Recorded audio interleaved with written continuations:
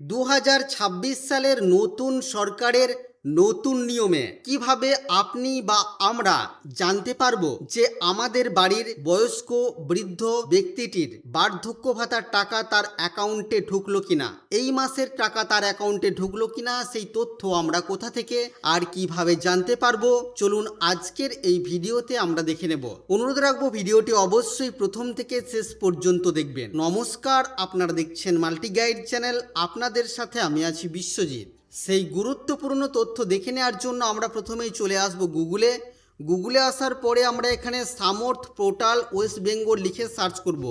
আমাদের কাছে একেবারে প্রথমেই যে ওয়েবসাইটের লিঙ্ক আসবে samorth.wb.gov.in, আমরা এই লিঙ্কে ক্লিক করে ওয়েবসাইটটিকে ওপেন করে নেব। ওয়েবসাইট ওপেন হওয়ার পর আমরা এই ধরনের একটি পেজে চলে আসব।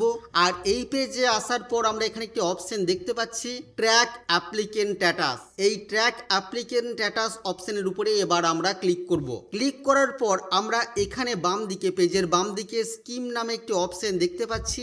এখানে ক্লিক করলে আমাদের কাছে অনেকগুলি স্কিম বা প্রকল্পের নাম শো করছে। তো আপনাদেরকে জানিয়ে রাখি, আমাদের রাজ্যে বর্তমানে বার্ধক্য ভাতা প্রকল্পটি অনেকগুলি নামে চলছে। আমি আপনাদেরকে একটি একটি করে জানাচ্ছি। যেমন দেখুন, জয় জোহার ফর এসটি, এটাও কিন্তু এক ধরনের বার্ধক্য ভাতা।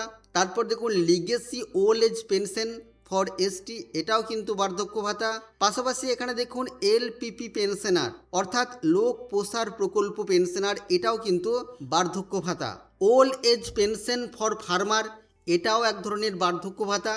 তারপর এখানে দেখুন তপশিলি বন্ধু ফর এসসি, এটাও কিন্তু বার্ধক্য ভাতা। আবার এখানে দেখুন WCD ওল্ড এজ পেনশন, এটাও কিন্তু বার্ধক্য ভাতার আওতাতেই আসে। তো এখানে বিভিন্ন ধরনের স্কিমের নাম আছে, আপনাদেরকে জানতে হবে আপনার বাড়ির যে বয়স্ক বা বৃদ্ধ ব্যক্তিটি পেনশন পাচ্ছেন, বার্ধক্য ভাতা পেনশন, তিনি কোন প্রকল্পের আওতায় রয়েছেন। তো সেই প্রকল্প প্রথমেই আপনাদেরকে সিলেক্ট করতে হবে। সিলেক্ট করার পর এখানে দেখুন সার্চ ইউজিং অপশন আছে, এখানে ক্লিক করে আমরা বেনিফিশিয়ারি আইডি, মোবাইল নাম্বার, অর্থাৎ তার এই প্রকল্পের সাথে যুক্ত থাকা যে মোবাইল নাম্বার সেটা আমরা দিতে পারি, অথবা আধার নাম্বার। তো আধার নাম্বারটাই খুব সহজ হবে, এটাই আপনারা দেবেন।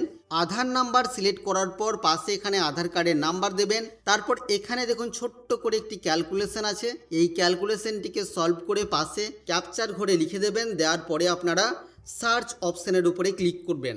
সার্চ অপশনের উপরে ক্লিক করার পর দেখবেন আপনাদের কাছে এই ধরনের তথ্য শো করবে। যদি সেই ব্যক্তির নামে এই প্রকল্পের আওতায় তার নাম থাকে তাহলে কিন্তু আপনাদের কাছে এই ধরনের তথ্য শো করবে। আর যদি তথ্য শো না করে তাহলে আপনাদেরকে এখান থেকে স্কিমগুলিকে পরিবর্তন করে করে চেক করতে হবে।